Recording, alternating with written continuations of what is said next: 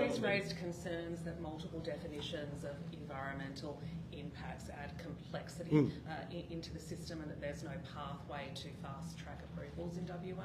Yeah, and we'll continue to see the laws refined as they make their way through the Parliament, I think. And I've just heard the environmental groups express their concerns about that legislation as well.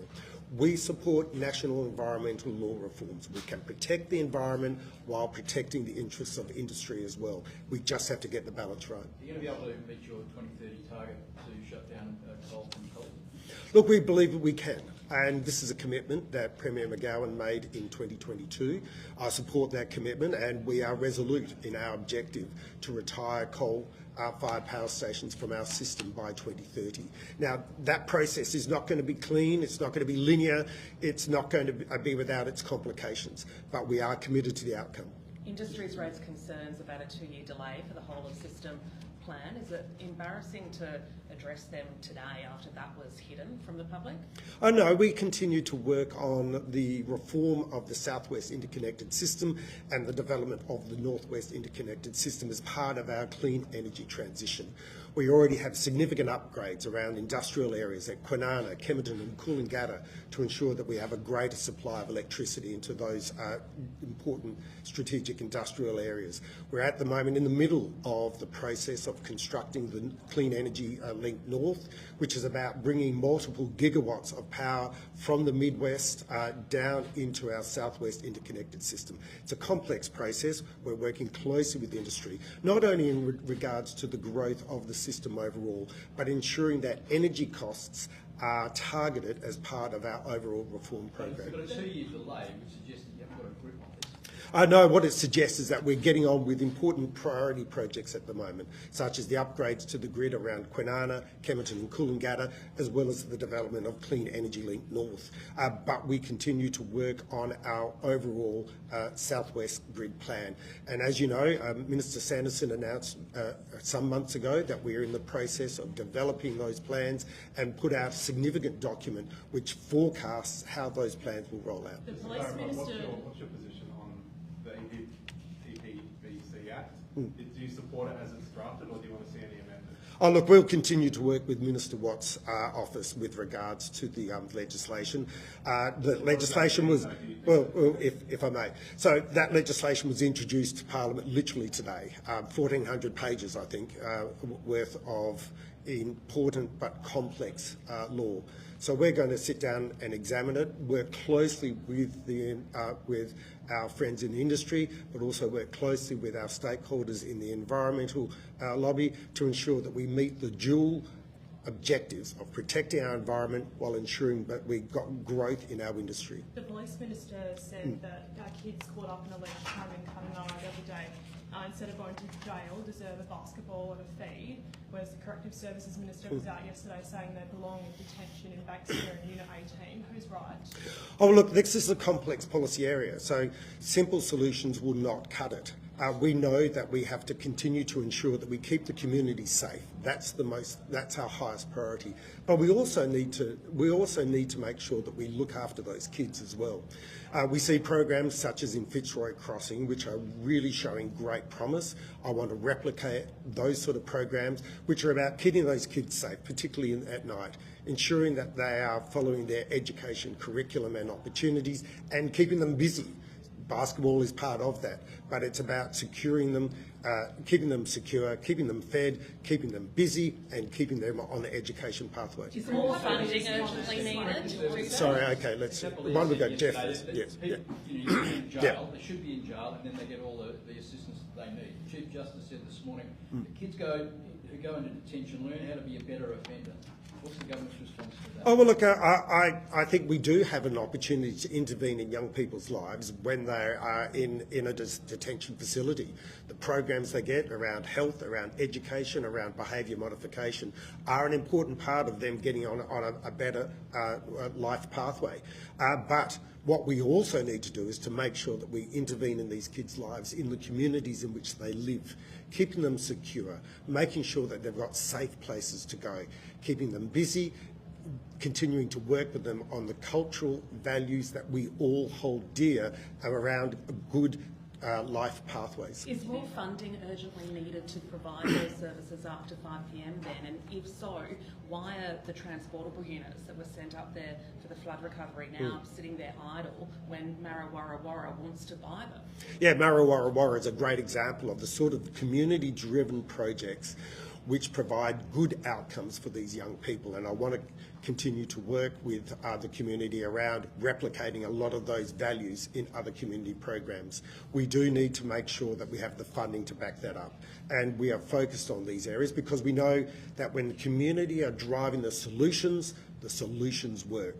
And that's why we want to continue to look at those opportunities. Did Paul Papalida's comments yesterday lack nuance? Like, you've got a corrective services minister coming out saying these kids belong in detention and not speaking about all of those other holistic supports that they actually do need. Yeah, well, I'm sure Minister Papalia was answering the question in the context of juvenile detention, and he's right to be proud of some of the programs that we have now rolling out, particularly in Banksia Hill and other facilities. But we need to intervene in people's lives earlier to ensure that they don't require detention in the first place. Why is that on-country facility not progressing further? Oh, well, it's progressed significantly. Under my government, we have provide significant resources to Marra Warra Warra to roll out their program. They are now looking at a more enhanced program. We're working with them with regards to those ambitions. Just on GST, can I get your reaction to the arrival of Saul Estes in town? And he has called the Treasurer's comments about his interventions childish and juvenile. Well, look, this is an important debate. It's one around the future of the national economy, because you have to get the national economy right, you have to get the Western Australian economy right. No other state in Australia relinquishes 25 cents in the dollar of their GST takings to distribute to other states. We are doing the heavy lifting, not only in terms of fiscal equalisation across the GST process, but in terms of driving the national economy. So what's good for WA is good for the national economy. Standing by Western Australia's fair share of the GST is good for the national economy. That's the message that the Deputy Premier and I will be taking to Canberra next week. Is he the new Clive Palmer? Are you wishing you had the COVID border? I welcome the debate. I welcome the debate, which is about talking about how important Western Australia is to the national economy and how important it is to back the Prime Minister who backs WA and its fair share of the GST. The other issue that the Chamber's raised in its pre-budget submission is the common user facility at Henderson and the possibility that that industry might be crowded out by the influx of defence work going on there. Is that an issue that is that an issue for the government to overcome, and can you assure the resources sector that it'll still be able to use facilities like that? Yeah, well, we've made it clear to both the resources sector but also to the federal government that there are already people who need the facilities, the laydown areas, the transport infrastructure that exists in Henderson today as part of the future securing the future for the resources sector. And that's why we've talked to them about replicating the civil construction and laydown areas to the north of the common user facility as part of the overall development of Henderson. It's going to be a contested space, we understand that, but this is one of the reasons why we've introduced our State Development Bill, which is about making sure we have the policy levers to deliver on the opportunities for the future of Western Australia's economy. Now, what we need is for this legislation to pass as quickly as possible. We want that legislation to pass this year. We need everyone in the community, industry included, to talk to the opposition to make sure that they provide their support so we can get that legislation in place, so we can overcome these sort of challenges that come with the development of the defence industries. Are you personally open to the conversation of name changes to Sterling buildings? Oh, look, I'm delighted that let me say, can I just say, look, I want to commend and thank the Governor for the incredibly important and open gesture that he made in apologising to the traditional owners of the Pinjarra area for the massacres that took place early in the life of the Swan River colony. It is an important gesture. It's a truth-telling gesture, which was all part of the reconciliation process, particularly as we make our way towards 2029. Now, in relation to the changing of names of different landmarks, can I just say I'm really pleased this debate is taking place, but I have no intention of undertaking that program. I think what's important as we look to the future, that is, how do we move forward together? Truth-telling is an important part of that, but so is reconciliation and so is unity.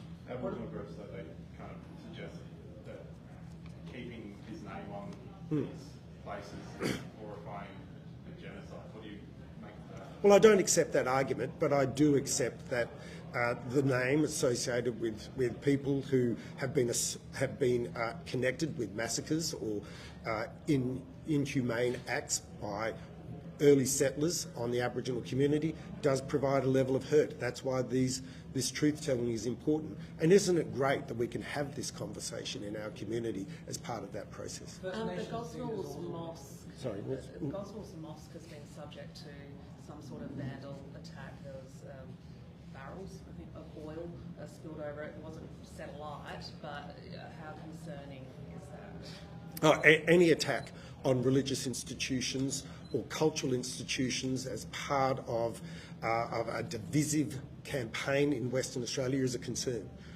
Western Australia is a great place to live.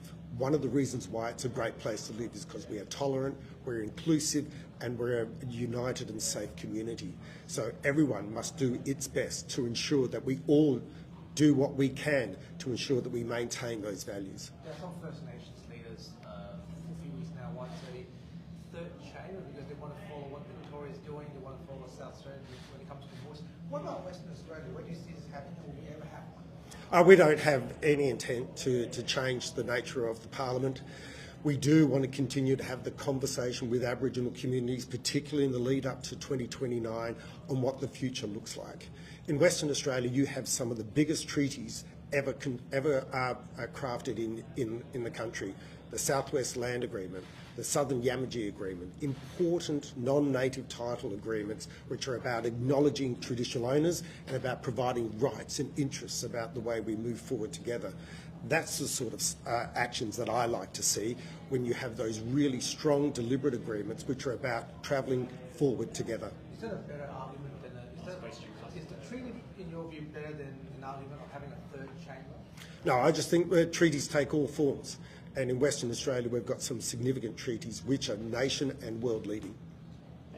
Thanks very much, everyone. Thank you. Welcome back. Take it all like that. What's that? Well, it's very short. Yeah, it's good.